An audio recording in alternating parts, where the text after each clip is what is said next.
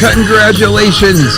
You have found Wrestleshoot, hosted by the Wild Thing Rob Wilds and the Ladies' Man Chris Casanova.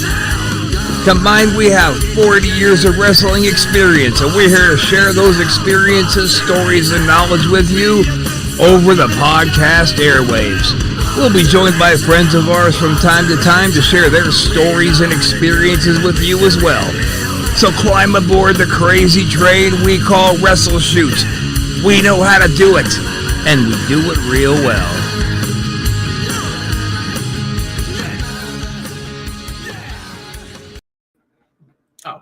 Yeah! We are back, baby!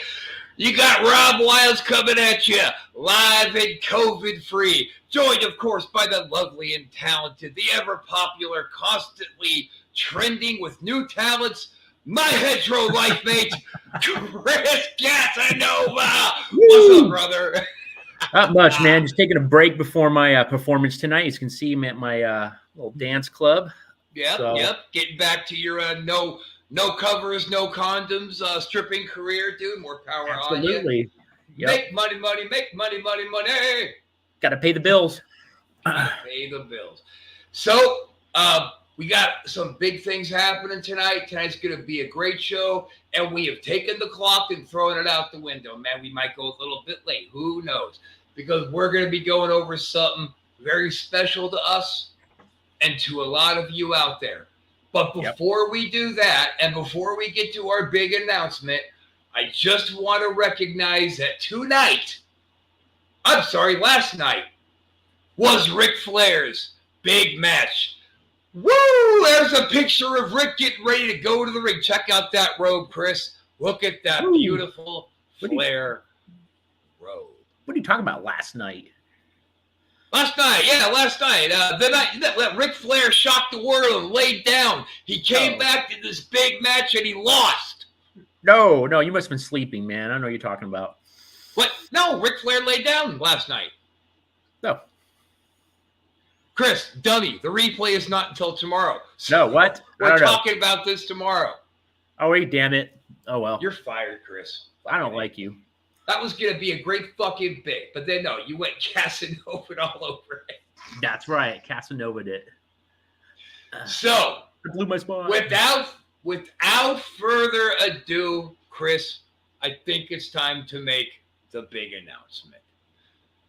We have been doing a very quiet conversation between the two of us for about the last 6 months on bringing on a new permanent third seat, baby, so we can once again call Wrestleshoot the best three-way dance on the air. Without further ado, our new third chair, the Executioner. Golf clap, Chris. Golf clap. Go ahead. Golf clap. Yes, this is yours truly, the Executioner, and it's an honor to be with Wrestleshoot, and I want to appreciate Wrestleshoot because the Executioner will execute with Wrestleshoot. Let's do it. Shit, that was a good promo. Did you write that? Or did you just flow that out? No, that was from the dome, man. Nice. Character. You fooled me, man. That was legit. That was legit. Good shoot. All right, that's why we call it Wrestleshoot, baby. Tonight is a really, really awesome episode. We've talked about this man so many times on the show, but we haven't really dove into his awesome career, how he was such a good friend to all of us. So tonight, we're going to do a very special Michael Porter's Wrestleshoot.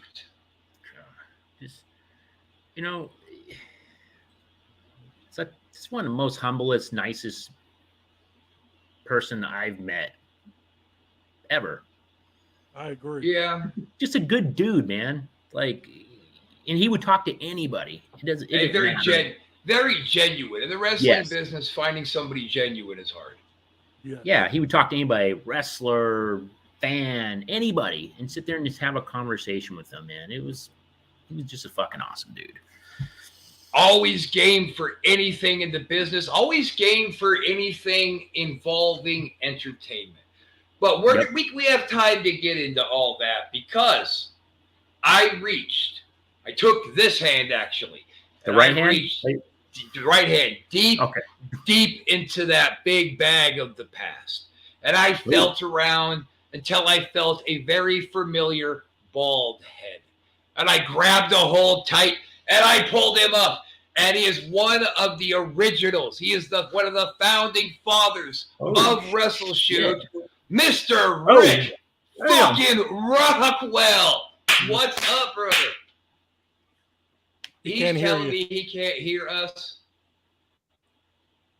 Rick, log out, log back in. And then we're going to do the intro over again. Log out and come back in. Or redo it, man. Yeah.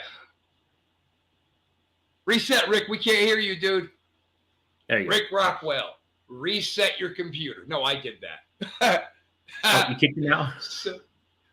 Well, I'm hoping he knows I didn't kick him out. I just needed to reset because he just left. So we're going to wait for him to come right back. We're going to bring him in because this is awesome. Wow. This is awesome that we have one of the original one of the creators of Wrestleshoot. People used to make jokes around the radio station, call me, Porter, and Rockwell the three wise men because we went in there and actually our show brought ratings to that little AM station up in Marysville that wasn't getting no ratings. That people were paying the radio station to go in there and do a radio show. Yeah. So like this guy, Harry Jr., awesome guy. He ran the local hardware store in Marysville. And he came on and he paid to do his little weekly show, Harry Jr.'s Country Junction. And he played the old shit. Like the old makes me want to blow my brains out country music. Like that shit that makes you tear up so bad it turns into blood that you're tearing. Just nauseates you all the way down to your fucking toes. You know what I mean? That's like listening to when gangster rap first came out. Now, don't get me wrong. When NWA came out, I had hair down to here, and I was all about my heavy metal, dude, but I dug NWA. I thought they were the shit. Who did it, man? Yeah. Yeah. And even people who didn't like rap, period. And I was one of those guys, but who didn't like that either. Still didn't dislike it. I love rap. You can still hear the talent that came with fucking Cube and Dre and Easy, dude, and Red and all those dude, it was something, man. Yeah. All right, I just heard the beep. Let's see if okay, here we go. Ready? Take two. I reached deep down into the bag of past, blah, blah, blah, blah, blah. I found the old head, boom, boom, boom, boom. I brought up one of the founding fathers, one of the creators of Wrestle Motherfucking Shoot. Rick, if you can't hear me this time, I'm gonna kill you. Rockwell. Man, that's an amazing entrance. I haven't had anything like that ever. I can finally hear you guys. I'm so happy to be here. Honestly, man, it's great to see all you guys still alive and kicking in this industry. Right. You know how it is. And especially since we're here paying tribute to somebody we all cared about, it makes me feel grateful that, we have more days to even just say hi and catch up. Yeah, totally. And speaking of wrestlers and their unhealthy living, X, can I bum a smoke off you? Oh, thanks, bro. Appreciate it. Damn. Smoke those cancer sticks, boys. Magic. Some things never change. No, kids don't do this because it's harmful. So we don't promote you guys on smoking. So don't do that. In fact, we don't promote kids smoking so much that we're never going to say that stupid shit again, X. Shut the hell up. You're off to a bad start. Don't follow us. Don't follow us. Do as we say, not as we do, you little bastards. You shouldn't be watching this fucking show anyway. Hey, where's our fan at, man? We cuss too much. I cuss too much. I'm going to leave. Where's that one fan? Fuck that guy. So, Rick, I have been waiting with bells on since you guys, you might not believe this, but I actually don't know the first level origin story of Wrestleshoot. But Rick is going to share it with. He wouldn't tell me last night. He was going to make me wait for today. Man, listen, we all remember a guy named TK, right? Tonga Kid. The Tonga Kid. Yes. Yes, and, sir. and we all have different experiences with TK. And when we're done with this, I got to tell you how I pissed his son off. Go ahead. And we all have different levels of love for him. So, back in the day, I got into wrestling through the Samoans, through him and his family and stuff. And we were starting a school and just all that stuff. And he was contacted by some rednecks out in Marysville. And I can't tell you. Oh, yeah, those fucks. They're all the same, and, they ended up hating my guts. They tried to get us thrown off the air many times because of the shit I talked about them. But, I mean... And me. I think I'm the one who got us thrown off the air, to be honest, finally. Man, listen, I never got a chance to tell you, but I am proud how you took over after, I had to step away for a while from everything in life. You kept the shit going. You kept everything entertaining and stuff, man. So... Oh, thanks. And I'm not just saying this because, you invited me on and stuff like that. But no, I know you better than that. Yeah, I never had a chance to thank you and tell you good job. So the first time we went out to that shithole of a radio station out in good old redneck Marysville, I wish I could remember the names of these guys. They had a radio show going, and it was like Law Radio or something because they had that wrestling promotion out there. Everett and Slam Dog. Yeah, oh my God. I got a story for them fuckers. Oh my Fuck God. Everett. And there was another one. I always called him Mental Midget, and I can't think of his name. Yeah, the guy in the cane. He had a little Weasley looking guy that was a little bit shorter that thought he was like the money man or something like that. Yeah, he always had a cane, always wore a cowboy hat. way too fucking big. Jesus Christ. Man, this is a whole nother life ago. You guys are killing me. So, we got invited out there. They wanted to interview Sammy on like one of their first shows. And I kid you not. We get there. There was like a few redneck trucks in the dirt gravel in the front. Yeah. And there's a couple cowboys or wannabe cowboys sitting in the radio station. And it just, I don't know, man. I just felt like I was not somewhere where I belonged. Like you were about to get raped? If someone said I had a pretty mouth, I was out of there. But you do have a pretty mouth. All right, he's out of here. Wow. Damn. So they wanted us to come in and talk. And I kid you not, about 15 minutes into the interview, one by one, everybody started leaving the actual studio to go out and chit chat and do whatever they were doing in the other area. And before I knew it, I was the only one sitting in the radio booth. And I'm looking around, and I wasn't even supposed to talk. And somehow I'm talking on the radio, and I have the whole airtime to myself. Nice. At this point in time, Porter was just doing like, I think it was Oakland A's stuff and maybe some promos or something for the radio station. And so he wasn't quite involved with anything yet. It was just those rednecks. And so eventually we somehow just pushed them out and took them over. And I remember when Mikey got the go ahead to start doing the wrestling radio show.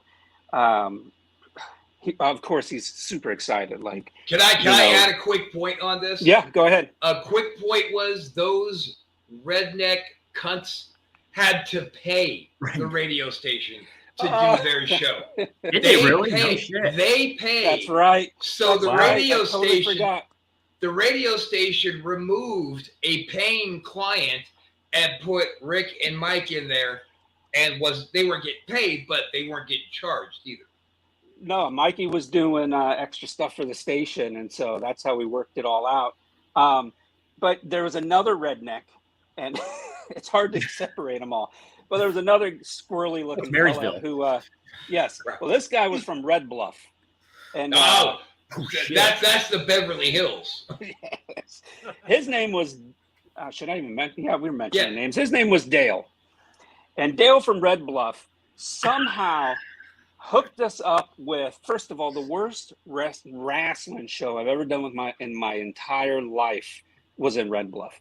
It was the biggest dump I've ever been in my life. Most redneck people I've ever met in my life. Like, it was something where, honestly, for a second, I dozed off in the middle of the match, and I woke up thinking, like, these people could be wearing sheets at any moment. That's where we were at in this shithole. So, yeah, and that's a whole nother story, and we all got crazy stories from being on the road. But Dale hooked us up with this musician guy. And this was even before we even had a name for the show. Like, Mike and I were trying to figure out what to even call it. And we settled on Wrestleshoot, and this was before he even, put his name on it. We settled on Wrestleshoot because it was, it had the play on words with shooting in the ring. And then at the time, the RF videos were so big, late 90s and stuff like that. And so we were like, well, this sounds good and stuff.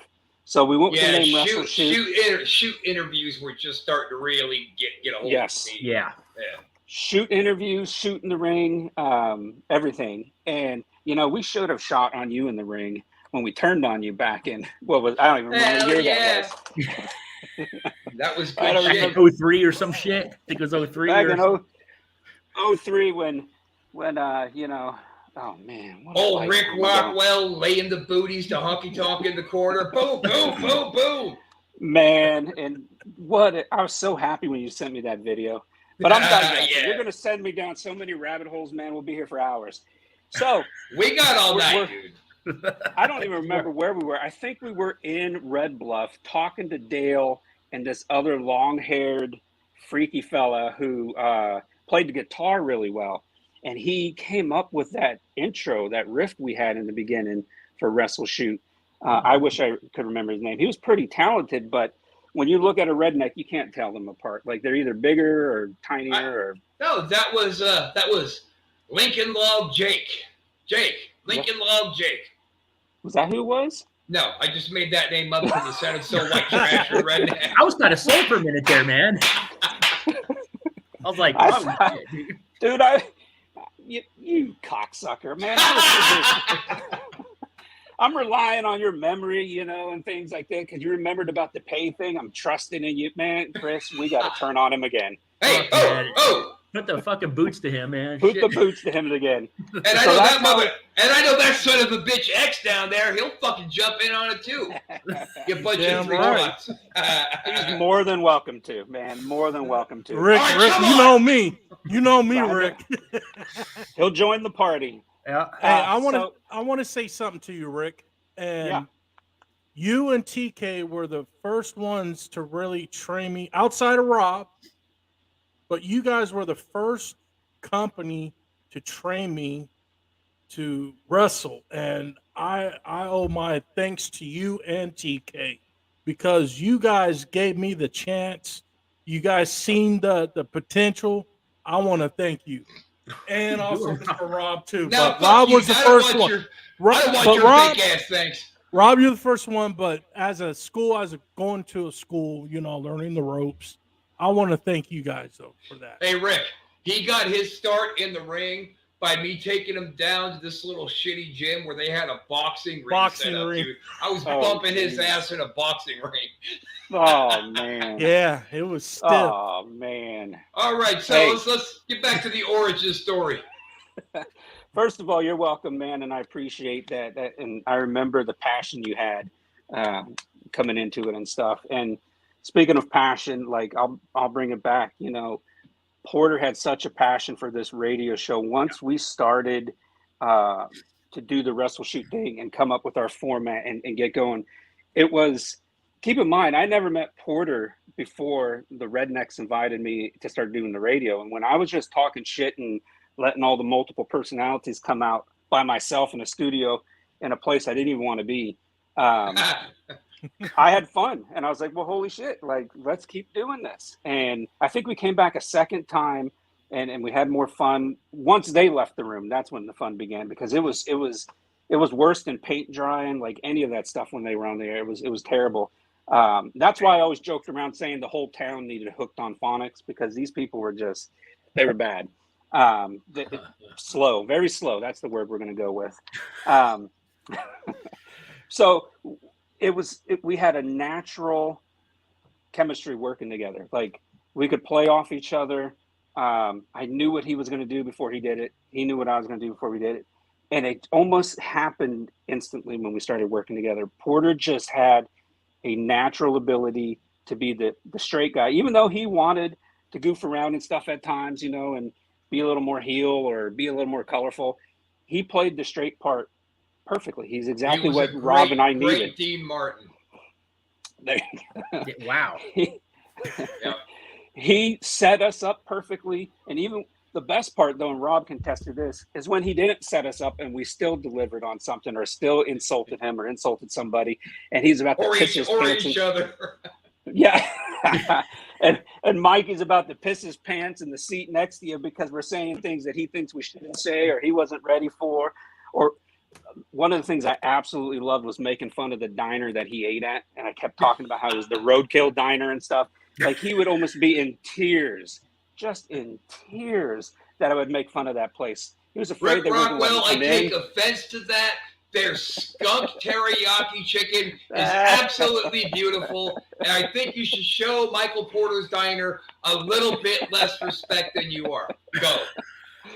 Oh, man. Listen. Oh, dude, you guys are going to get me emotional talking about Mikey. He just... Yeah.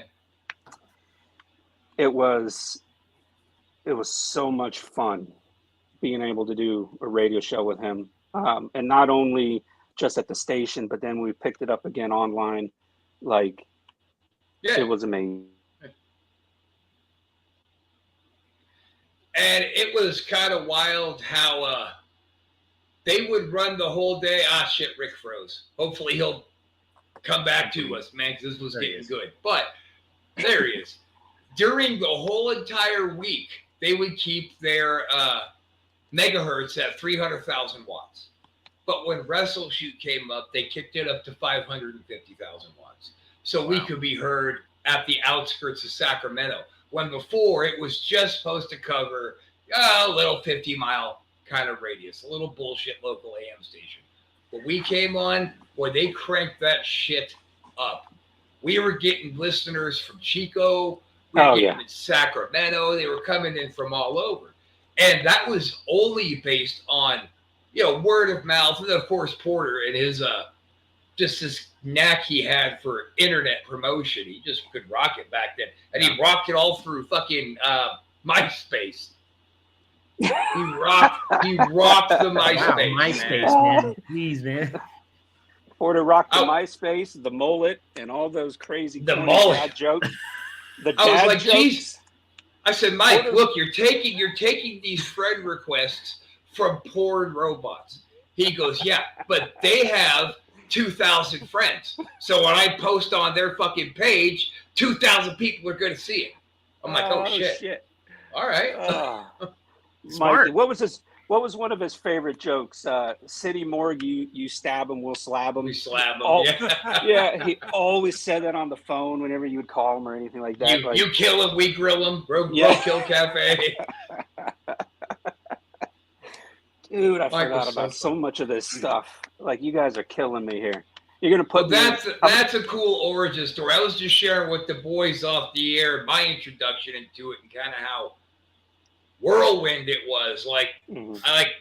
Because you guys were fucking crushing it as far as the online thing goes already. So when Porter's like, yeah, come up to the show. And I ripped the mic away from Rockwell and did my, finally, the Rob has come back to Marysville. And you and Porter both stared at me like I was stupid and then went, yeah, dude, all right. Rob Wild's coming in hot. And then it was next week, come back. So I did. And then it was like, yeah, I want you to be the new third host. I was like, I don't think Rockwell's going to be cool with that. He's like, no, trust me. We want you to be. I was like, fuck yeah, dude. So there we went. Dude, the more the merrier. Like, we somehow all were able to work off each other and to just the chemistry. Like, the chemistry was just natural. I remember one show where you had this one particular story that you really wanted to get into. And me and Mike were like, yeah, dude, totally. We'll feed you into it. Don't worry about it. We get to the end of the show, and we didn't do it. You went, damn it, I knew this was going to happen. And Mike said, what's the matter? And you went, we didn't get to the one thing that I wanted to talk about. And I went, oh, sweetie. Oh, I'm sorry, honey. We'll start with that next week. And then the studio went quiet.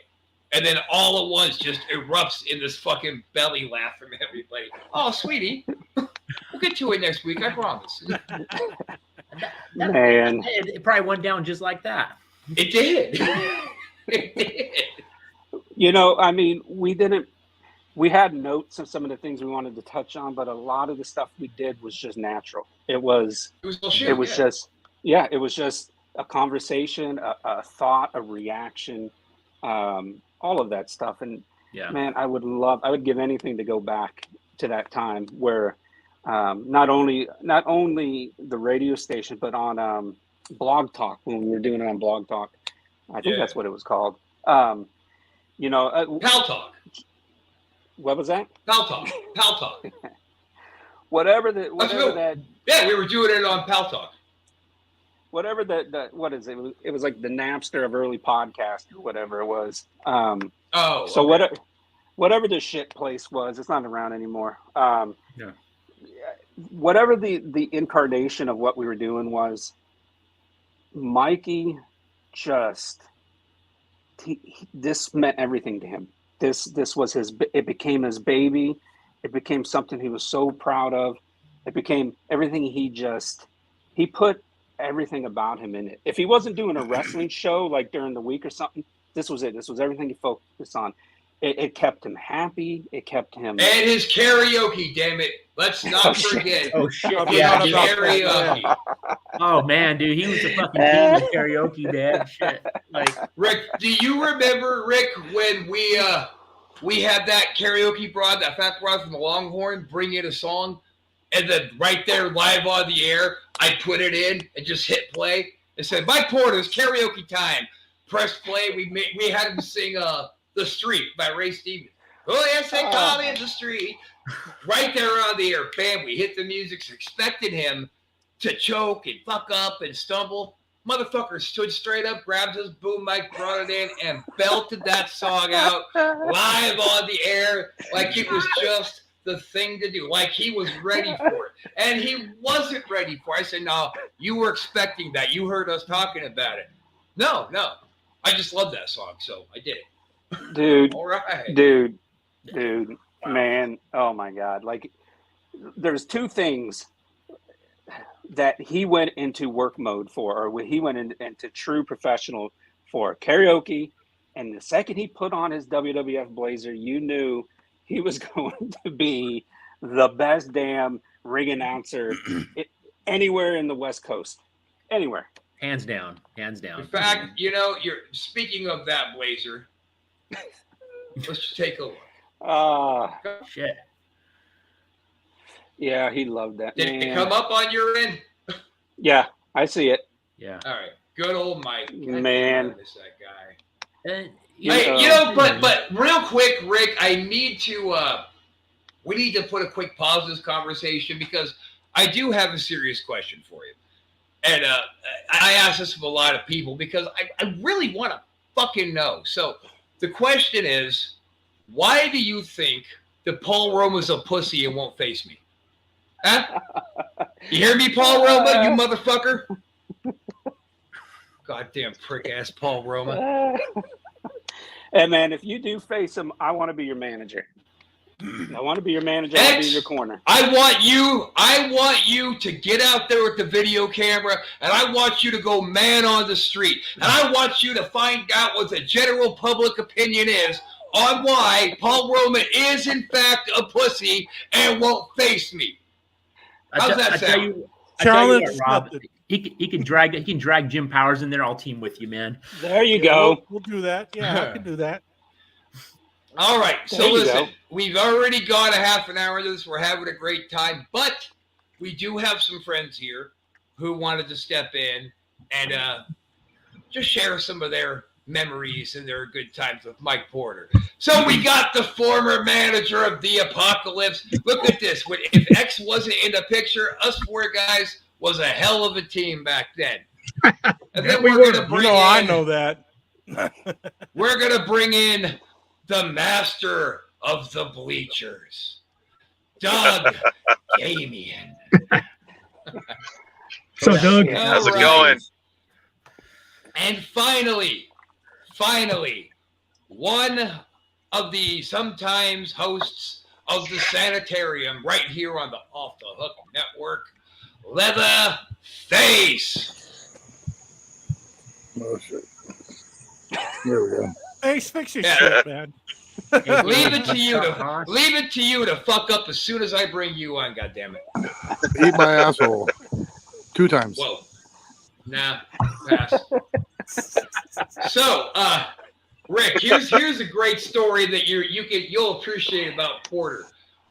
Me and Honky Tonk, Chris, and Janetti are hanging out, getting ready for the show the next night. So we decide let's just head up to Marysville and go find Mike and surprise him.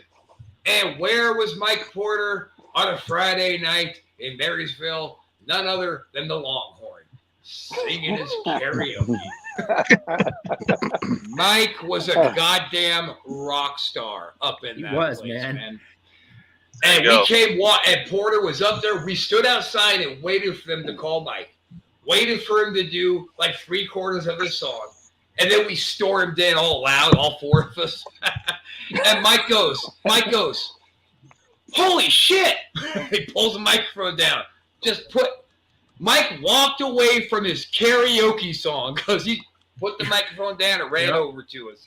And we spent the rest of the night getting skunk house fucking drunk, dude. We were drinking our faces off, man. And I remember Porter, this is the part you're going to like. Porter standing in front of our table, swaying side to side a little bit, and he goes, guys, I can't feel my nose. And I reached up and I poked him on the nose and said, I can. And he went, oh, thank God. Because Porter didn't imbibe, man. Like, he got drunk with me twice in all the years I knew him. And he smoked a hit off a joint with me. He's like, oh, I don't do that anymore. I was like, what, you got somewhere to be? So he took one hit. And like 15 minutes later, he's like, holy shit, I forgot how awesome this is. We shouldn't probably tell getting stone stories with wrestlers for days. No, we're just talking about Porter, though. Oh. Come on. Get with the program there, Face. This is a tribute. This is a tribute to the great one, the creator of this very project that we are all enjoying doing and watching together. This is Michael Porter's Wrestleshoot. It was his baby. It was his love. It was his missions. And, you know, Rick, I feel good that we, the 3 of us, have managed to keep the original spirit, the essence of Wrestleshoot, like not going in there really with any kind of a game plan, just kind of like, hey, let's see what kind of crazy, stupid shit happens today. This will be stupid. All right, so Chris, pick who goes first to tell us a little something about Porter. All right, let's go with Doug. Roxy fucking Red, Doug Damien. Well, thanks for having me on.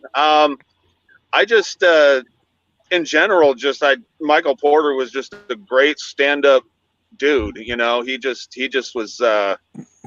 I mean, he was always there for a friend, and he was always like on MySpace. We messaged a lot and stuff just when I was going through some shit, and he was just. I don't know. It just. I don't have any like specific stories, but it just. Overall, he was just a really, really awesome, just all around dude. You know, and it's really cool that you guys are paying this tribute. He had a pretty active interest in your well-being during your divorce. He was really concerned about you. Yeah. A lot of bad times for you. But that just really speaks to who Mike was. Like, as a soul, as an entity. Mike was just caring for everybody all the time. And he always asked about people too. Like you tell him a story, and he would, see you like a couple weeks later, a couple months later, and he'd say, "Hey, how's your mom?" Yeah, yeah, dude. Yeah. It was always, which was very, very fucking cool. All righty. What you think, Face? You got something you want to share about Michael Porte? That's his French name. Well, I had that radio station up in Marysville. I remember taking a limo there one time.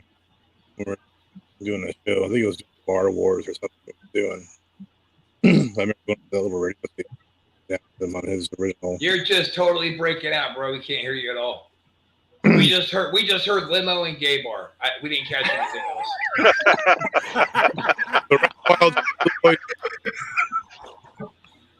Now I remember going to Michael Porter's radio station up there in Marysville. That little show that he had up there. Yeah, Wrestleshoot, dummy. I know that's what I'm talking about. You're making my head hurt already. I'm going to send you home. Oh, you're already home. Shit. Seriously, dude. Seriously, Face. We see your lips moving, but like the sound isn't coming through. I swear to God. I'm not just busting. So pretty much, you see my lips and you're thinking about my fucking dick in between them or something. Huh? I'm not making fun of your little baby nuts at all. I'm just telling you that you're having an audio problem. That's all. So let's put a pause in. Let's put a pause in Leatherfags segment, and we'll go ahead and jump up to Mr. Rick Michaels, who had. I'll be right back. All right. Who had such a unique relationship. Can't hear my finger's partially covering. Yeah, we can still hear you, dummy. You're fucking Mike, motherfucker. Fucking eat my asshole. Holy Christ. Anyway, who had such a unique and individualized, I would say very reminiscent to Bobby Heenan and Monsoon's relationship. It was constantly innovative and entertaining and taking twists. And these guys were always and forever talking about angles and gimmicks and how to get on the air and work their shit. So, tell us something cool there, Rick. Well, yeah, man, Porter and I, we would always, like you said, we're working something, we're, talking shit, basically. Go away. That's right. That's right. As usual. When all else as usual, the old ball and chain is just bothering me. When all else fails, hit your wife. Hey, but she's bothering me when I'm on something important here. Well, something a little bit more important than we need over an hour. She doesn't know how to do that. Like, it's just like old times. But, Your Honor, she was bothering me. Okay, Mr. Michaels, you're free to go. So that happened once, but hey, so hold on a second. Get out of here. God damn, he went shoot style right there. Sorry. She's ready to go, dude. The grandson followed her in, and so they're kind of a little bit loud in the background. Anyway, Mike and I were always talking, gimmick and stuff. But I remember his quick wit. Like when we had our match, the Loser League's UWA match, I remember we had ran a impromptu angle at a show or two before. Because remember, my gimmick was always, when I was managing you guys, the only people more important to me was the wrestlers I managed. Referees, ring announcers, they were below me. So I was always pushing Mike around, put him in the corner, telling him, hey, give me the mic. I'm introducing my guys. That's right. From there. Well, one time, one of the referees, and I don't remember which one, it was one of my friends, because we used all my guys as referees back then for a while, got on all fours behind me. Mike pushed me over him and pinned me in an impromptu, not even anything. And then he was going around talking about, I pinned Rick Michaels. So I remember cutting that promo, and I just watched this again, which I shared with you guys on the YouTube page that I have. And I was like, that's a damn lie. You didn't pin me. It was in a sanctioned match. And you're always talking about the old blue hairs up the Elks Lodge or up there in Marysville. He gets in my face, and I shit you not, we hadn't talked about this. He goes, you know what? I get more tang than the astronauts. That's right. If you watch the video, I'm biting my bottom lip because that motherfucker got me. I'm like, Try not to break character in the ring. So we have our match. I finally got him. We're literally holding each other up in the locker room, laughing over that. I finally got him back. I finally got him back, Rob, in one of your matches about a year or so later, when you had the I Respect You match with Vega. Yeah. You and I had talked about that I was going to come out and co-announce with Porter because I was a student at the time. What we didn't tell Porter is, and when I went out there, he's like, "Oh Lord, what the hell is going on?" Because I don't know if we told Mike I was even coming out there. I said I cut a promo. You know what? I think that was a rib. We didn't even clue him up. Yeah, and I went out there and said, "Hey, Mike, I'm out here with you." He's like, "Okay," and I want to let you know we've been up and down this place. I stuck out my hand and said, "I respect you." Shook his hand, right? And because remember we were talking about a low key face turn for me at some point down the road, and that was going to be kind of the start of it, the sprinkling start of it. And he mutters under his breath, he goes, "You fucker, you finally got me back." He's like, "You finally got me back." He was, and we were talking about it pretty much all night after the match and everything. He's like, "What the fuck?" I'm like, "Yeah, we told you I was going to come out with you last minute, but I didn't tell anybody I was going to do that part. I didn't want that to get out." I was like, he didn't even know you were going to go out there and commentate with him for that. Yeah, I think I smartened him up like right as we were getting ready to do it. "Hey, I'm going to be out here with you." He's like, "Okay." And then so when my music hit, he's like, "Oh Lord, what the hell is going on now?" Good job fucking up the rib there, Michaels. You're one of the boys. No, it's the thing though. I didn't know necessarily it was a rib, but at the time, he was like, "Oh Lord, what's going on?" Because Mike was selling it no matter what. When my music hit, he was like, "What am I into now? What's going to happen?" And then when I went up there and said, "I respect you," he was like, "Fuck you."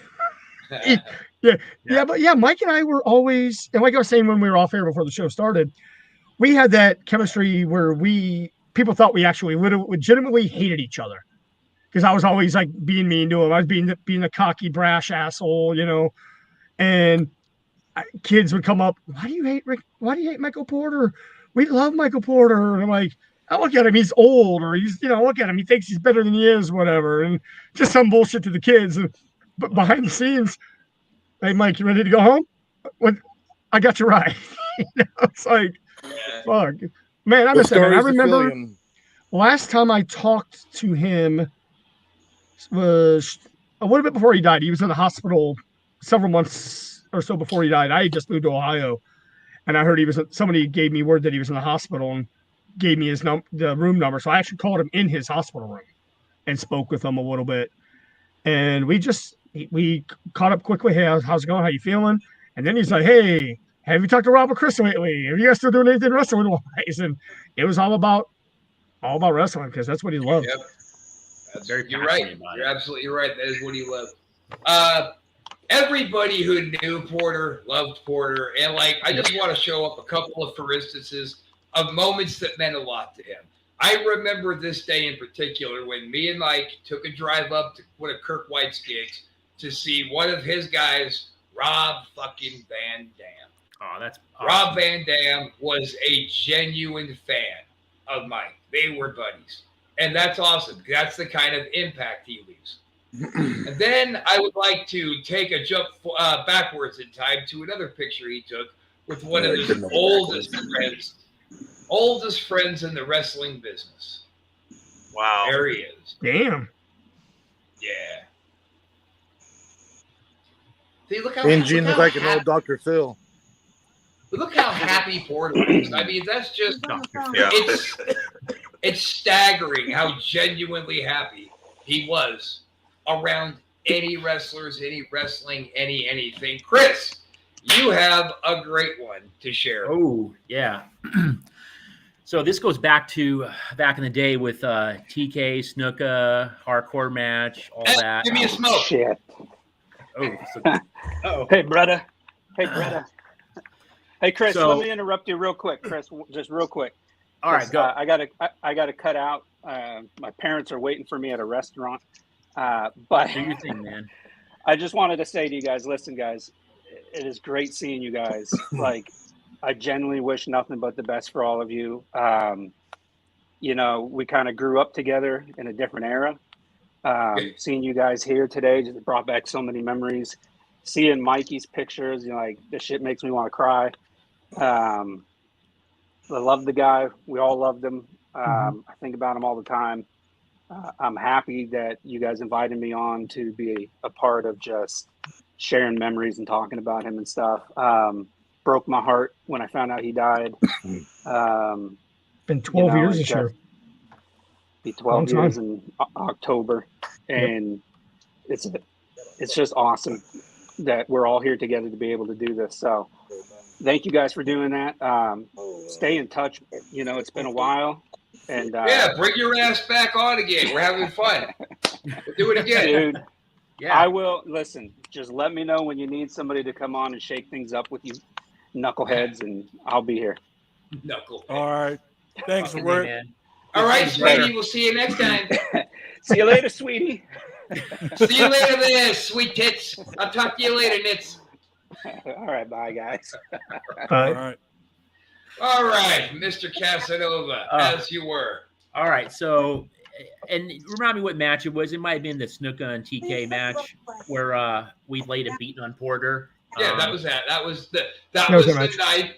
That was the night that Michael Porter made pro wrestling history and won a championship. Where the night that Michael Porter pinned me for my hardcore title after our big tag team match. I don't remember that being legit then.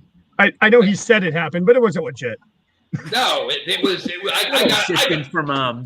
was robbed. I was wrong. He paid. I found out later on he paid the ref. The ref got his comeuppance for that one. Then didn't he, Chris? He did. Yeah, exactly. That's a different story, but and that footage is online, guys.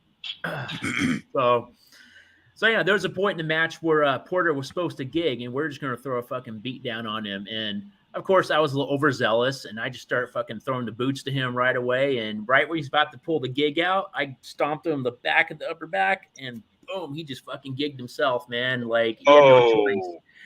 And man, he fucking bled like a motherfucker, man, everywhere. And I'm still stomping him, but I'm like, well, I got to stay in gimmick, right? So, and I felt like shit the whole time, dude. I was like, oh man.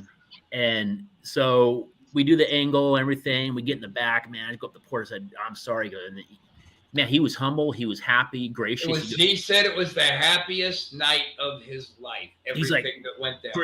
Chris, man, no worries. He said, I'm glad I'm a part of this, and don't worry at all. I'm having so much fun. I'm like, holy shit. Okay, man. But good story. Just to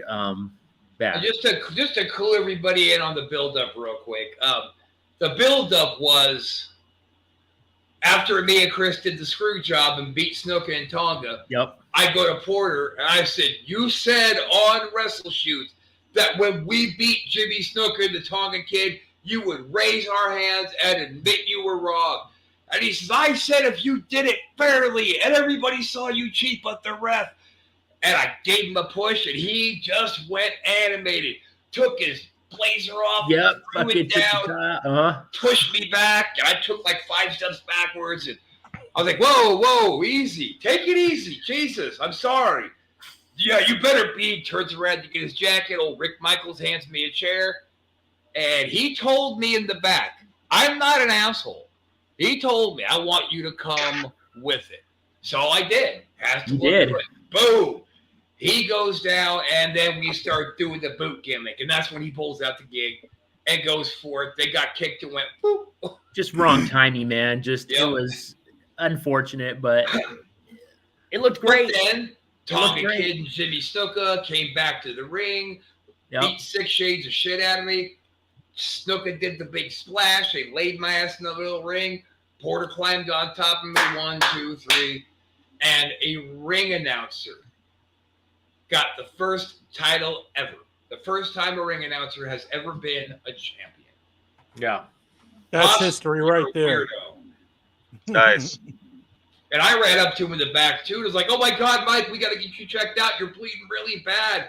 And he just got this big old smile, and he fucking grabs a hold of me in a hug and says, this was the greatest experience of my career.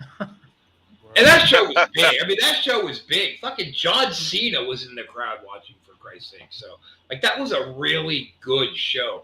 And the way Porter got the show started, He just got the crowd hot right away, and we kept him all night. All night. It was just a mega hot crowd.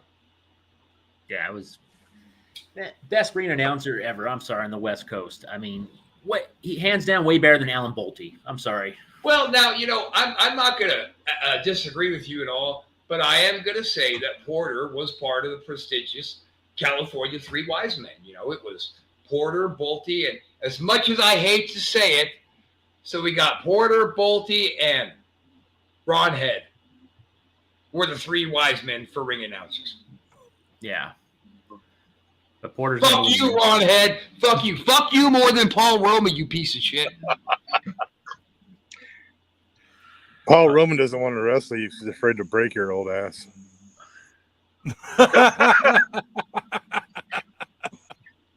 Damn. Have you actually seen? I mean, let's. Okay, that was cute. Hardy har har, fucking har har.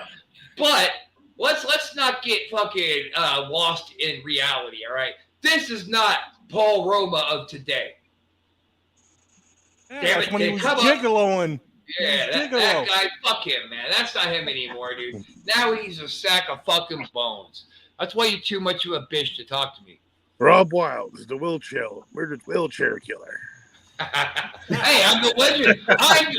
I was a legend killer before Randy Orton, and I'll tell you that what. we were. Yep.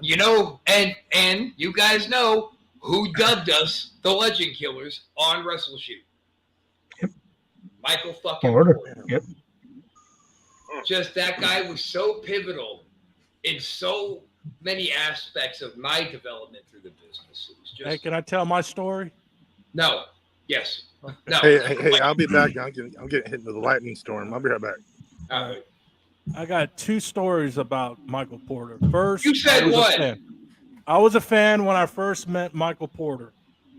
And I said, Michael, how do I break into this business? He says, I'm going to be honest with you. It's better to know somebody in the business. And if they like you, they can break you in. I said, okay. So I remember that. So I was like 14, 15 at that time. When I turned 16, now I was like ready to start training since I got kicked out of high school. So I was like, okay, let me do wrestling. So I learned with Paul DeMarco. He trained me a little bit. And then I went to TK.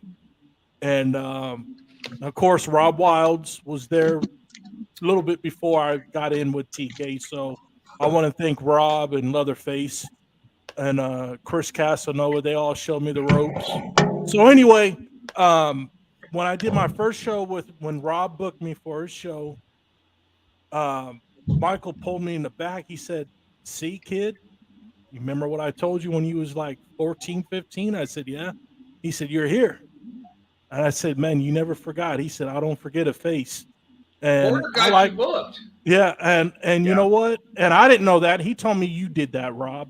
Nah, Porter, I didn't know who you were yet. I know, but he was like, and I didn't know, but I knew. I was just told you trade with DeMarco for a little bit, and you're 17, and I'll give you a crack at it, see how you work out. And was it the greatest? You were fucking a kid. It showed. I started beating you up in your front yard for a little bit, then you went on over to Sammy. Yeah. But yeah, Porter got you booked. Yeah, and I want to thank him because he was the first to ever book me in a match, and I wanted to thank him for that. From Michael, you are missed from all of us and your fans, man. And the dude could sing. Yeah, the second one. The second one was I remember one time I was with TK and we were at a show and he was sitting out there in the audience. Whoa, that's a threat. No, he just wanted to. Look at the bottom of the screen. We got a message. Psycho will destroy everyone. What? Oh God. So anyway, back to the story. I'm gonna say this real quick and I'm gonna wrap it up. He was sitting out in the audience and he said, "Hey kid, come here." I said, "Well, I gotta go in the back. I gotta get ready." He said, "Hey, don't worry about it." He says, "Go out there and give it all." give us the best heel you could do tonight. So I said, all right. So I went in there, got dressed, and TK said, you're on in the third match. I said, all right. So I'm getting ready. And then I go out there. Oh, I know what night you're talking about. Okay. Yeah, it was I think it was a disqualification match. I don't know. I'm not for sure. But anyway, but I gave it my all that night, and he came to me again. He said, see, you had us believe. You had me believe in you. And he said, you have it. Keep up the work. Work on your timing a little bit. And you're about ready. Just work on your timing a little bit, and you're good. He said you overkill it on certain moves, but he said slow it down a little bit. You're a heel. Drag it. You're a monster. Drag yourself to that move. So I said okay, and then that's what everything was history. Yeah. So I want to thank him because he was the one that really got my name out there too. Right along with you and Michael Porter, man, you guys. Well, were that the ones. night you're talking about was supposed to be. I was gonna go out there and get DQ'd for you that night. Yeah, but then Warpath showed up and went, "No, I'm working with Wilds." And fucking Sam was like, "All right, that's fine." I'm like, "What? Yeah, I want to work with you tonight." But Warpath could do that. He just walked into a building and commanded his own bookings. You didn't tell him no very often, so people weren't telling Ruben no. I told him no that night that he told me he wasn't going to drop the belt to me, and I said, "Yeah, you are. One way or the other, dude. I'm taking that fucker home with me tonight." And also want to thank Rick Michaels. I want to thank you, Rick Michaels, because you also booked me on your show. So I want to thank you too in my early career. Was that one of the couple that I did that I barely remember now? Yes. I might have that shit on VHS somewhere, at least a couple of them. I wish you had that fucking tag team Cyclone match that we did, me and Cooley, Chris, and Justin. If I do, it's on VHS. I don't have a converter. Nobody was running around following us outside and shit. Oh, the outside part of it. Yeah, no. I know I have two of my old WCPW things. You were too busy outside telling the cops, no, this is pro wrestling. Why do you think they're wearing tights? No. And he's like, oh, okay. And I'm surprised they said it did. That wasn't real Linda after all. I'm surprised they said anything. They're used to that. They probably thought we came from the saloon down the street. You know? They totally thought it was a bar fight that spilled out. No, this is. Why do you think they're wearing ties? Oh, okay. We're looking like that. I didn't get a chance to take Rockwell to task. He's talking about all the rednecks in Marysville. There are no rednecks up here anymore. It's all fucking tweaks up here now, it seems. Hey, all fucking meth heads. Rick, do me a favor. If you ever hear from this little faggot named Everett and Daryl. I don't know, man. Hey, you tell him, hey, you still owe Broadway some money. Listen to this. Motherfuckers owe all of us money. No, listen to this. I'm sorry. I got to bring this up. I'm sorry. Yeah. We had a slow gate today, guys. They came to me and said, hey, Broadway, we want to do a show, but we don't have a promoter's license. I said, okay. He says, hey, can we pay you to do a show here in Marysville? I said, well, let's go to the building. So we go to the building. I said, okay, let's do it. I can see, money's coming. I said, all right, these guys know what they're doing. All right, let's do it. Listen to this. So the show gets there. I said, where's my money? Oh, we're still working on the ticket show. I said, look, man, I don't want to hear that shit. I want my money. And Everett was like, well, we're going to have to talk after the show. I said, you damn right we're going to have to talk after the show. And guess how many people was there? 15. 20 people. Yeah. 20 people was there at this show. And guess who I had coming to that show? And I told them, turn around. I don't want you here. I had Tony the Tiger Lopez coming. Okay. And I said, Tony, you might want to leave, man. I'm going to pay you when I get home. Don't even show up. He says, no, don't worry about it. I said, it's up to you. I mean, there's only 20 people here. He said, don't worry about it. I'm doing a favor for you. I don't care Who's all there? Those are fans. They paid for it. The show must go on. I said, cool. Yeah. So, you know, we did it, and it was horrible, man. The show was horrible. I said, man, and I still need my money. So if you ever come across with that motherfucker Everett or Daryl, I want my damn money. It's been 15 years. I try to stay in my lane up here, man. I own a house up here. I try to stay in my lane and stay away from the tweaks as much as I'm possible. just fucking with you. I count that as lost. And years, here's how I know. Here's how I know. I'm ripping them. Hey, X, here's how I know that you had some training with Rob and TK. You actually think there's money in wrestling. You know, that's how. You know? Hey, they have a good talk. Rob and Chris did all right, man. I don't know what you're talking about. Yeah, I know Rob and Chris did all right. They had a good talk, but you know what? You live and learn, bro. Oh, I know. So I had to learn the hard way, and shit. I mean, wait, there's money in wrestling? Where's this at? You know? This was in Marysville, bro. I know, man. Yuba City. That was in Yuba City. I know when we did the show with Marty and with Honky, that was at a place up in Yuba, Pepsi Arena. I think it's a soccer something now. Yeah, it ain't there no more, I don't think. Indoor soccer place now, yeah. Okay. Yeah, no, Kelly was on here. Yeah. What's going on tonight, Rob? It was Ace, now it's Rick. No. Emily popped in to ask me a question. And the goddamn thread just came out the fucking softball, dude.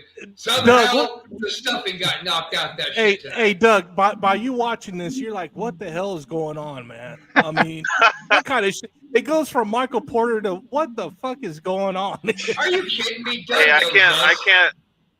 I can't throw any shade. I mean, I'm having to do this from my car because I can never figure out how to do it in my house. I don't know why. Oh, okay. All right, fair enough. So, yeah, I've been sitting here forever trying to come up with like a favorite Mike Porter story for myself. And besides him just like gushing blood out of his head, and all you could see were the whites of his teeth. He was smiling so big. Got that goddamn hardcore title over his shoulder with a death grip on it. That's probably my favorite one. But there are so many runners up because everything about that dude was so genuine and so sincere. And you know, if Porter was still with us today, I would like to think he'd be on Wrestleshoot. But he would still be doing. You would have never done Wrestleshoot because he'd still be doing it. Yeah, right. Yeah. We didn't come back together through the age of technology and web cameras and confusing technology. We did. I don't know. A little bit. I don't know. I just everything about him was genuine and true. If he said something to you, you know it was the truth. And Mike Porter was never a cock block. So let me put this one out there. There was two separate instances where I would be up at the Long Branch while we was doing karaoke and being stupid and having fun, where I would have met a particular young lady and taken her 2 blocks down the street to Mike Porter's house to defile her. He was like, here's my keys. Just don't leave a mess. Mike Porter was the man on every level. His dude card was stamped for life. Yep. Anybody else got something fun they want to share about old Mikael? Ow. Hey, Rob, I'm actually on my YouTube page. I shared with you guys. I have the match. I'm watching the footage where you hit Porter with the chair. I'm like, damn. Dude, I fucking peppered his poor ass. You did.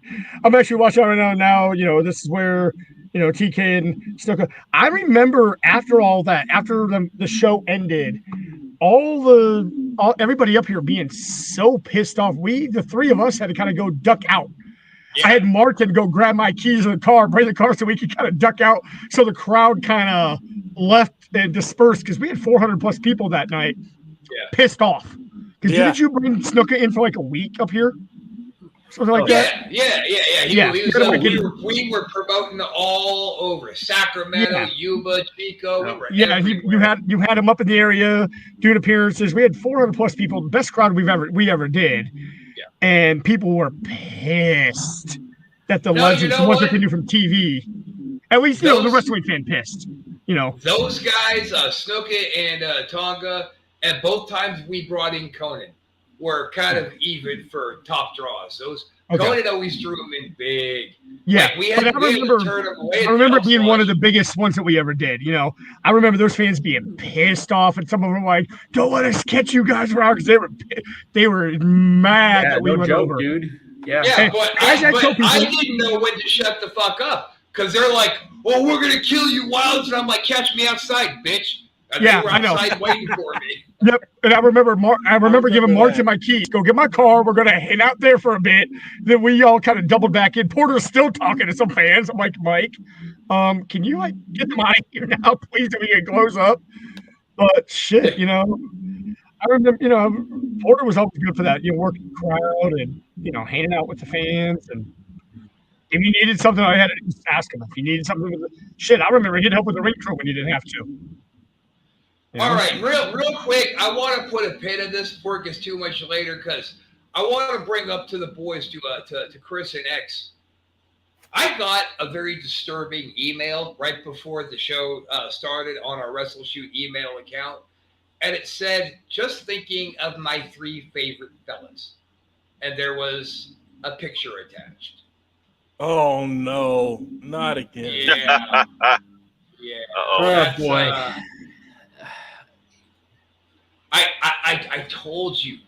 I told you that talking about him was going to be a bad idea. I'm gonna check my doors. I'm gonna make sure That was my fucking fault, man. I mentioned Chris, you that can't name. lock the doors of your strip club. You can't lock the doors of the titty bar, of the dick bar. That's his spot. That's where he goes. Yeah, but if he locks the doors, how are the fellas going to come in and tip him while Shit, he he's might something be in else there. out. He might be in there. That's true, Chris. Behind you, Chris. I went behind Chris. I gotta talk to security tonight about this. When you're up there shaking your ding ding, he might be out there having a Miller. You better be careful. Yeah. Your ding ding. He might be having jokers on the rocks. Yeah, I mean, I hope he's in Texas or California and he's not in Florida. That's all I'm saying. Because, I didn't have a good time with him. He said he was going to show me the time of my life, and he lied. It wasn't fun. He could be anywhere. I just want to put that out there. Good time. And we remember how we had Chris tied up out in those fucking woods, making that little video thing he made of you. Oh, Jesus. That was crazy. Yeah, I don't want to be careful, Lex. You're the one who talks the most shit on him out of all of us. You better be careful.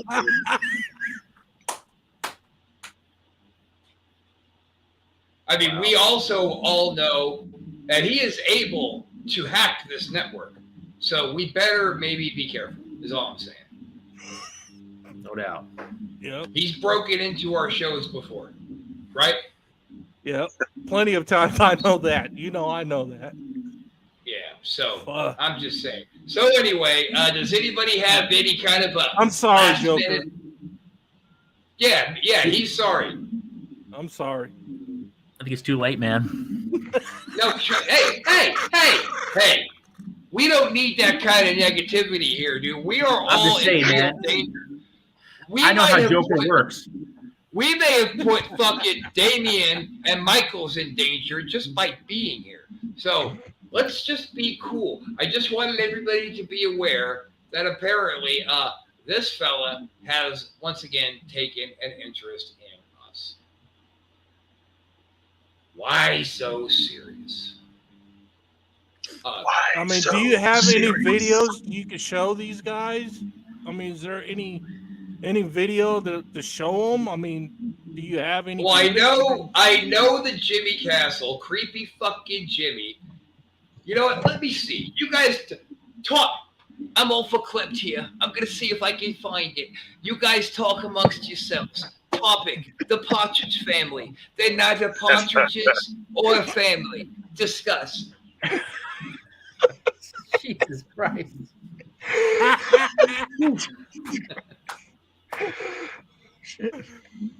Oh my God. Creepy. This Oh is- man. What have I started? Chris, So what do you guys have all? So when was the last Joker sighting anyway? Oh, it's been what 6 months, 7 months? Yeah, something like that. Oh, Yeah, okay. It's been a while. Another day, Well, I just another care, blown away with the wind. I want to start off by saying I listened to that cute little podcast that you guys call The Sanitarium. It made me laugh like a little girl. Listening to Gay Batman's recount of what happened. I didn't run you over with my car, Batsy. I just gave you a little love tap. But that's nothing compared to what I'm gonna do to your friend, Jimmy Castle. I believe, Mr. Castle, it's time for me to leave the Arkham bathhouse. So I put on my best party dress.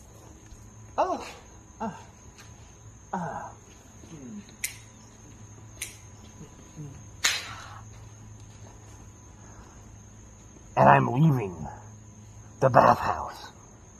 And the first place I'm gonna go is you, Jimmy Castle. And if you think my little trick was shutting down Facebook was something,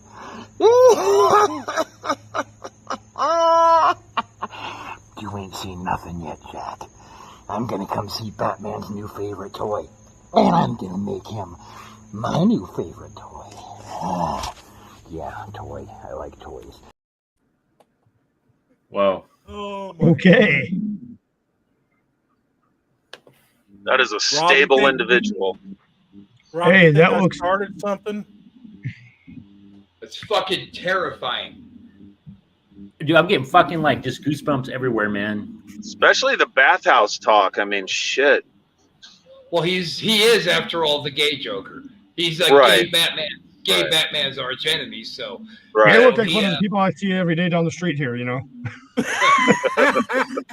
you know, You know, as I understand it, that they do have an Arkham bathhouse in Marysville. So It might be actually down in Allhurst, you know. oh, I think some of our old friends that used to run it, you know, that we used to run with. maybe it's in Orville. It might be that far up. I don't know. Hey, Rob, all I know is ever since I've moved up here, I realized that we used to always diss on Marys when we came up here. You know, it needs a slogan, nothing says love like kissing your cousin, shit like that. Nope. Mm-mm. Now it has its own reality show, Marysville, meth or mental illness, because it's one or the other usually.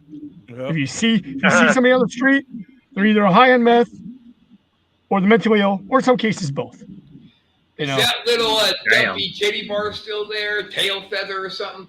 I'm not sure. There's some club not far from here, but I don't even do any of that shit anymore. I go to work. I go to work. I come home. I do the toy shows that I do, and that's about it, man. I stick to myself. I don't. You're party. not a titty bar grandpa? WTF? Not anymore, Not anymore. man. I haven't done that. It's probably been about the time since we were hanging out since I was doing that shit consistently. You know? That one in Marysville is the one that Giannetti almost got us all arrested at. That's Oh, why yeah. I'm wondering it's still there. Big surprise. Man, There's right. one out here. I don't know, what it's about because I know for the longest time, with COVID and all that shit, things were closed. Yeah. But I haven't really. I don't hang out with people anymore that go to those type of places. So everybody's either too busy or they're just too straight laced for that shit. So I'm not gonna hang out with anybody so I can hide from that fucking Joker. I don't want to do this again. yeah, I mean with you guys, with Rob and Chris, you guys are not even in the same state anymore. It's like, I don't really hang out with that kind of crowd. Right. Oh, No. thanks. Now we're that kind of crowd. Hey, what do you mean, you people? The fun That people. influences those The fun yeah. people. You guys are in your respective states. Martin is in Arizona now. And what am I going to do? Take Brian to a strip club? Yeah, that ain't going to happen. That ain't. Come on, That shit Brian ain't needs to go. happening. That guy needs to go to a strip club. If anybody does, it is Brian, but that ain't happening. And he's down in Sac now. I'm up here. Whatever, I know. I don't have the time for that shit. I come home. It's about like just chilling. You know. Why do you think it took so long, Rob, for me to upload those videos, the UWA videos you asked me about? I was Yeah, just those- busy doing other shit. Kept forgetting, you know. Yeah, I you were put it- telling me, oh, I don't have those anymore to shut me up. I was like, No, oh, I God, have the old. I have the DVDs that we produced. The like Right. 5 or 6 DVDs. I kept a master of each one. You know, I kept one of each one of those. And so that's basically what. But for the longest time, I didn't have the ability to burn the discs off of them because the program we used, that I used for them, just you couldn't burn. It wasn't able. I finally was able to figure out how to do all that. And so I'm not putting them all up there because, frankly, some of those student matches we had weren't very good. You know, or when we were using guys like Cutter and Payback, and guys like that, they were good dudes, but the matches weren't the greatest. You know. Cutter, dude, if Cutter would have got more serious, like Justin got serious, he started getting trained and improving. He did. If Cutter would have let me have 2 months with him, I could have turned him into something. Yeah. Yeah, he could be way better. Yeah. Oh well. I mean, the matches we have, you know, some of the students that we had at the academy, you know. But that was the point. They weren't supposed to be 5-star matches. Oh, They I were know. Student matches. And we were putting them on the DVDs just to fill matches, show what our product was, and you know. I mean, that's why the student shows were free. We never once charged. Just come in, get people in here to watch the kids. Oh, that reminds me of another Porter thing. So when I told him that I was coming back on the shows after my Colt release UWA, right? I was training with you guys. We were coming back, and he's like, "All right, you know, you're gonna do anything?" I'm like, "Most likely, we'll figure it out." But I remember him laughing his ass off when we had one month we had did the student battle royal, and the one blonde we had won it, and he quits. And then we're talking, great. We have plans for the Rookie of the Year Battle Royal. What are we going to do? Us are talking, what if I won it? And we're like, Rob, you're like, oh, shit. What if you do that? How do we do that? I'm like, I'm just going to hold the bottom rope the entire time. I ain't going to do shit. I'll just toss the last guys out. I told Porter what was going on a little bit. He started laughing. He's like, oh my God, I can't wait to see what you're going to do with that shit. Or you hold the bottom rope with your arms and your legs, and you're going, no, no. Yep. I remember Rage of Steel coming over kicking me hard, and finally, I think it was Vega and somebody else. They tossed one of them off, so I immediately left and tossed him over, won the match. And Porter was like, "Oh my God, what just happened?" he knew what was going to happen, but he still sold it like a champ. It was great. And then I came out and gave the rules speech. We have rules around here. And then you probably gave me like the 85,000th wall driver you ever gave me. That's right. Something like that. Something like that. You took it good. It was fun to throw it on you. The fucking crowd loved it. Porter loved it. I took it better than some of the train guys did. He would always ask me, was that a shoot? Was that one a shoot? Come on. Nah. I took that shit better than some of the train guys did. He asked me the same thing the night of the Great White Bleacher incident. Back in the back, he comes walking up to me and goes, hey, was that a shoot? I was like, I hope not. Jesus. I mean, if that was a shoot, that was a pretty extreme shoot. My grandson's going to join me for a minute. This is Richie. Richie! This is my daughter, Mary. You guys remember my youngest, Mary? The one No, we don't remember your kids at all. Yeah, no, Chris, you should, but this is her son, the oldest. Wait the screen. Say, look, Richie, you're right here. There you go. He's 4 now, so he's at that little. He wants to be big, but he's also shy stage. So we got the former Miss Blackwood just chimed up in the chat room. We share that with you because this was a funny night. Why isn't it showing up? There we go. Yeah, that's back when her youngest, Brooks, 5 years old, Vega was walking by, started talking shit to one of his older brothers, and this little 5-year-old went for blood, man. He wanted to fight I remember that. He wanted to fight Vega as badly that night as he wanted to fight me the night that I screwed Honky. That was good times. I was like, oh, come on, little baby Brett. You can't stay mad at me. And he was just like staring daggers. All right. All right. But, that's the exact response we were trying to elicit from kids was, child rage. We got it. So, yeah. So a minute ago, before Richard came in, I was talking about, Porter's my, interactions with our the post-last match. I remember he was a little upset after our match, our Who's Always Time match. And he was just like, I don't know if it was good enough. I'm like, nobody expected it to be good. You're a ring announcer. I'm a manager. Nobody's going to expect a 5-star match from us. From what it was meant to be gimmick comedy. Warpath comes and goes, hey guys, that was some good shit. Yep. And that actually, Porter started hell smiling. I was like, thank you. Because, he was kind of down on it. I'm like, it was what it was. None of us were really expecting it to be, we're not going to go out there and wrestle an Iron Man match or anything. We're not going to be doing it was lock up, the hair, finally a couple chops. He kicks me in the ass, kicks me up, and you guys come down, do your thing. And that was it. It ended up being a schmoz at the end. It was like, I don't know. I'm like, dude, from what I heard, But it wasn't the schmaz. You did the job. And then you didn't want to leave. The Warpath comes out. Yeah. But no, then I tried. Warpath came out because I tried to leave before the match started, and Warpath comes out. I was like, oh, okay. But I just had to get in the ring. Yeah. Actually, I was rewatching it recently. I was totally early in the match, and I tried to walk to the back, and Warpath comes out. It's like, oh shit! I guess I have to get in the ring now. It's like, I'm not gonna mess with Warpath. Now, do you have that match on your channel? Yes, that match is on my channel. It's not the greatest quality-wise, unfortunately, but it is on the channel. Well, what's your channel? Let's plug it. YouTube, just basically my business name is RWHENTC. Man, you broke up real bad right when you were giving your plug. Sorry. You suck. I do. Try it again. On YouTube, the channel name is RWHENTC.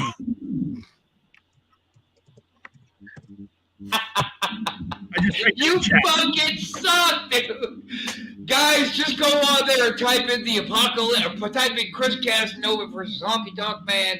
Put in Jimmy Snuka and Tonga Kid versus the Apocalypse. That channel will pop up.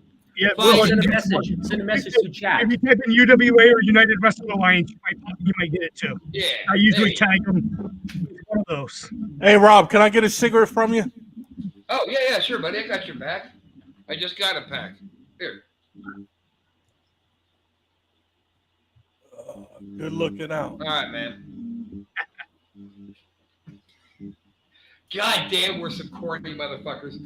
All right, guys, we've got about 22 minutes overtime, and I think this is probably a good time to stick a pin in it.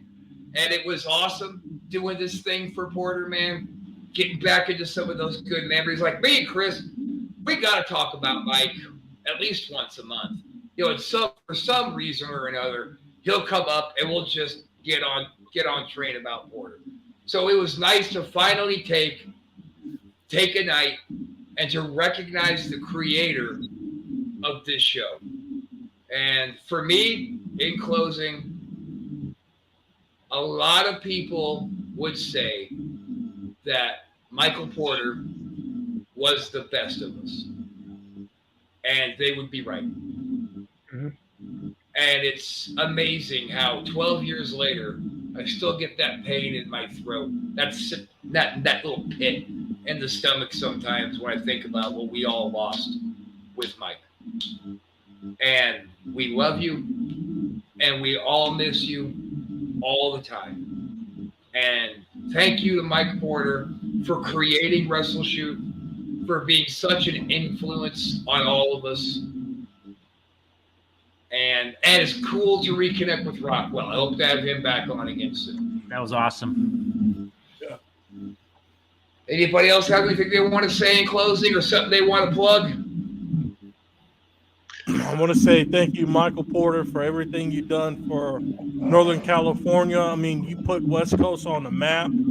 You helped out a lot of workers. You helped out a lot of people off and on. Jesus He was a great guy. I love him, man. Thank you.